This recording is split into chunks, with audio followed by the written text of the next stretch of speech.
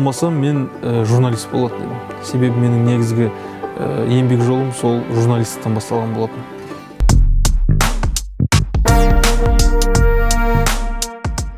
Менің алғашқы ұстазымның аты Рысбеке Таурығалиқызы. Ол кісі бізге бірінші сыныптан бастап беріп, алғашқы әліппе бетін ашуға көмектескен ұстаздардың бірі.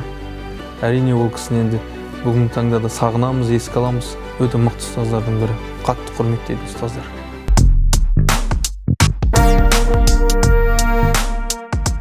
Оқушы кезіндегі өзіме кеңес беретін болсам, ең бастысы ол кез келген оқушыға мұғалімді құрметтеу керек.